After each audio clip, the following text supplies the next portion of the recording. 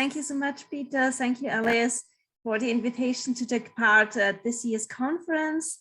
Just give me a second. I will just start my presentation now. So there we go. So as museums, of course, we are in the business of preserving, interpreting, and promoting our natural cultural heritage, especially the heritage that is collected and stored in our collections, in our deposits and depositories, and we have to take care of that, obviously. In the past years, especially in Central Europe, we're mostly concerned about the protection of heritage in a changing climate. Because of climate change, there have been much more extreme weather effects occurring in the past years, with flooding, with thunderstorms, with landslides, and so on. So this was one of our main concerns, and ICOM Austria developed for those occasions a plaque to outline objects that are in our depository, to mark them and to mark them as a priority in evacuation efforts. So those objects should be transported out of deposits if it's possible. So we promoted that to all Austrian museums. Many of them are using that already, and cooperated with the Austrian armed forces, with police forces, with the Danube University, and had an evacuation exercise called Kolumani in the Stift Melk on the Danube in Lower Austria, where we had an effort to train that evacuation and have this evacuation exercise executed together with all relevant partners there. But as of this year, our focus turned a lot. We had on February 24, the military forces of the Russian Federation invading Ukraine, and since that it's in the focus of Austria and many other ICOMs, especially in Europe, of course. The International Council of Museums, right at the start, strongly condemned this violation of territorial integrity and sovereignty in the Ukraine. And of course, as a museum organization, we're especially concerned about the risks that are faced by museums and museum professionals in this armed conflict, who try to keep up their work and to save the collections. Here you see a statement of Katarina Chujeva, the Deputy Prime Minister of Culture. We are in close contact with officials from the Ukraine, of course, also with the ICOM department of the Ukraine. And it was really horrible in the first few weeks on our Zoom meetings, where we saw the colleagues sitting in darkened rooms and being afraid of being bombed out of their houses.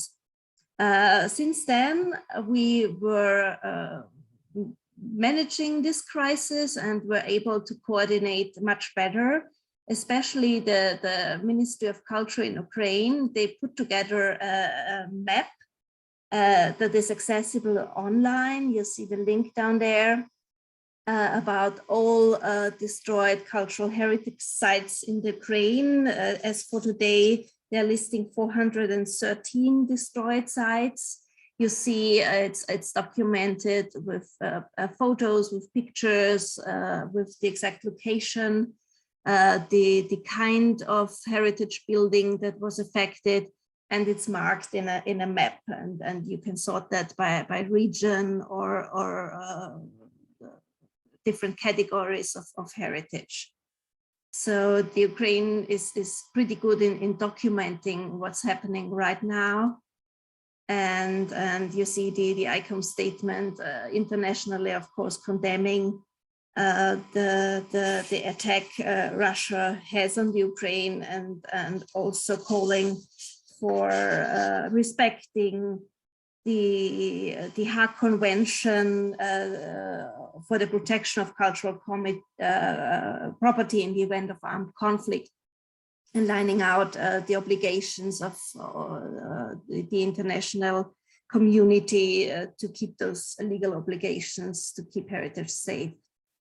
In Austria, there was a big concern of museums, and we had a campaign raising awareness about the situation in Ukraine. And you see here a couple of museums, the Natural History Museum, the World Museum, the Graz Museum, the MUMOC, many museums in Austria had their facades painted in blue and yellow, and also did a lot of social media works, and we had lots of offers to help in case help is needed from the museums from the Ukraine.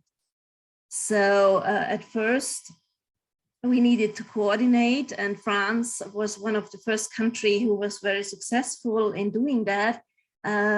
They had like a couple of transports already, finding out what kind of material is needed from museums in the Ukraine.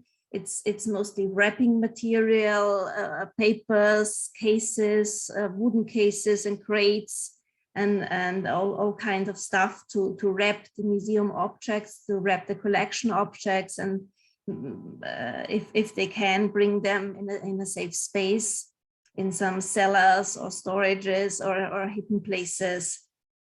And in this May, beginning of May, we had a transport organized from Austria together with Switzerland. And we were able to send all this material to 4 museums in Odessa. You've heard about it in the news lately, probably, the big harbor and the south side of the country. And we had a transport going right into Odessa and delivering that to the museums. It was pretty complicated to find a transport company and a driver who's driving through a war zone to get this equipment to all the people there, to the museum people there for what is needed. But we managed, and also with the help of the OSCE, where we're closely cooperating. And that was a big success. And from this on to organize it, we are in contact with the Ukraine Art Center. This is an initiative from the Association of German Art Historians in cooperation with different Central European ICOMs.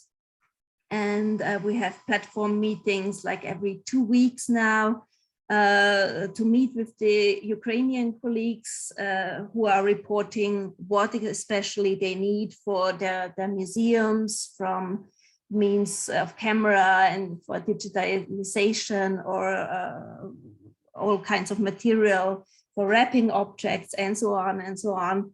And there have been lots of transports already also from Germany going into the Ukraine, and we're hopeful that we can do some more. It's going to be more a marathon than a sprint.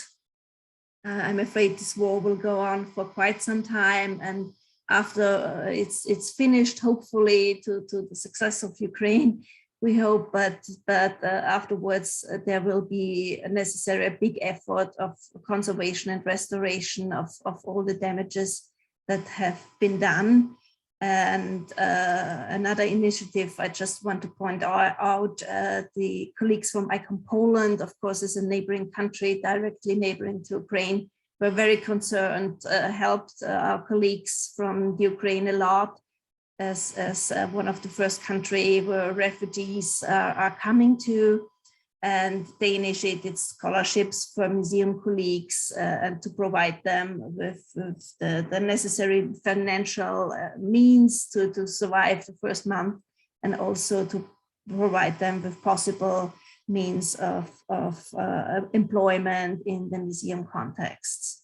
So a lot was going on from all kinds of different national committees of ICOM, from ICOM International as well, of course. And the next thing we are currently working on is to prepare an emergency red list for ICOMs that are especially endangered in times of war. Cultural heritage, of course, is particularly vulnerable and at high risk of being looted and being trafficked across the borders. And we have to prepare that list to give border officials and law enforcement a tool where they can more easily identify objects that might be trafficked across the borders. We can't, of course, count on Belarus and the Russian Federation in that course. We have reports of massive looting going on from the Russian side, which is documented by the Ukrainian ministry. To give you just one example, we have the Melitopol Museum of Local History. There was a New York Times article in April that got looted by obviously Russian agents supported by Russian military forces. They had a pretty big collection of Scythian gold objects that were taken away and probably taken into Russia. The fortunate thing is that objects like these are museum objects, and for that very well documented, photographed. They're of course in the inventory of the museum. So if they reappear somewhere, they can easily be identified with the big contrast in looting from sites that are not controlled or looting directly from the ground. To prevent this illicit trafficking across the borders, ICOM Austria started a cooperation with OSCE. We have been in contact for over the last 7 years, I think, doing different workshops and awareness raising on that kind of topic. And now we got together and provided the OSCE with all the contacts from the ICOM committees of all the neighboring countries, concerned countries, and exchanging information and also setting out to implement measures to keep the cultural property safe. There is a focus on to deliver specialized trainings for the neighboring countries, law enforcement and border security, and also to focus on the illicit trafficking of cultural objects as a way to sidestep the imposed sanctions and launder money, and also to report all these cases as violations of the Hague Convention and have them prepared for possible trials at the Hague International Court. So this is what we're aiming to do at the moment. There will be a big part of the conference in Prague, the upcoming ICOM International Conference that will start on the 20th of August this month, and where we'll get together to talk about the next measures, the next steps in organizing help for the Ukrainian colleagues. ICOM Austria has financed the hotel costs and staying costs for 3 of our colleagues, and there have been other supports as well. So we hope many Ukrainians can come and join us there. And we are very much looking forward to cooperate further with all our international partners from the Interpol, the OSCE, and of course from the museum community to help our Ukrainian colleagues, and of course with the goal of lasting peace in Ukraine, and also of course to save the cultural heritage of the country. Thank you so much.